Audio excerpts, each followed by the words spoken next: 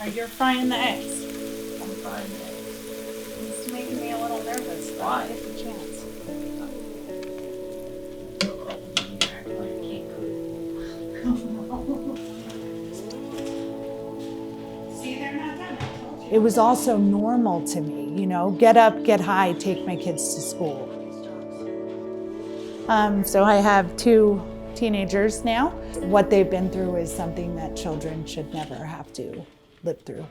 My name is Melissa Cullen. I have been in Denver for about 20 years. I'm from New Jersey. To be honest, until 3.5 years ago, I didn't even know that life could exist the way it does for me today. I started using when I was about 12.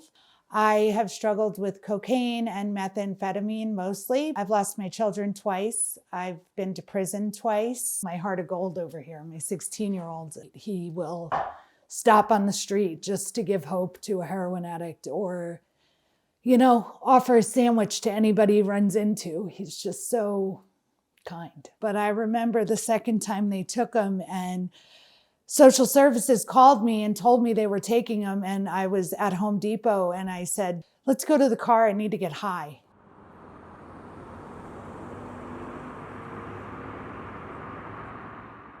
I've never seen anybody love their kids the way she does.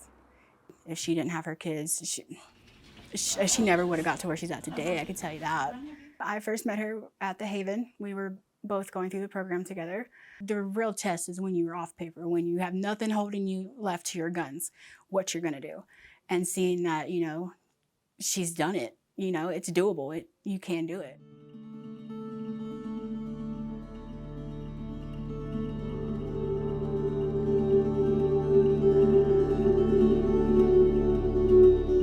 So I'm gonna say I was 35, and mind you, I didn't get clean till I was 39, so it took me a while.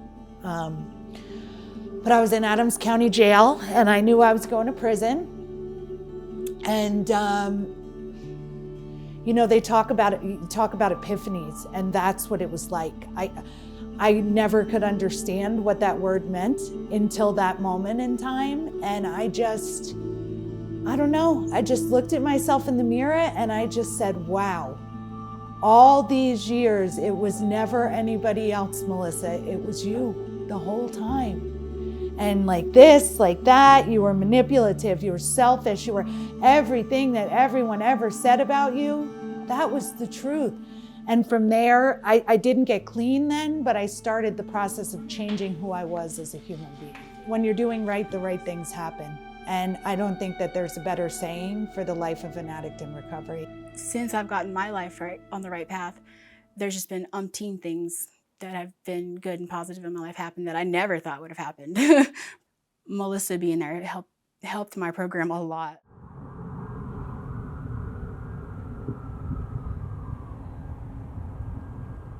I currently work for the Colorado Coalition for the Homeless, and I used to work for Cafe 180.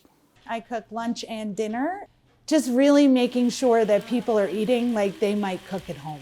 That's what's important to me. The guy I used to work with used to laugh all the time because he'd buy instant mashed potatoes and I refused to use them, you know, like stuff like that. She's very involved in the community. If she sees a homeless person, she'll, no matter what, if she has cash in her pocket, she's giving it to him. She said, I'm like, I wish I could be more like you. She's like, then just do it. I try my best to be really open about where I've been and who I've been. And I think that that gave me a special capacity to work with the people. I was able to let them know that it was okay where they were at.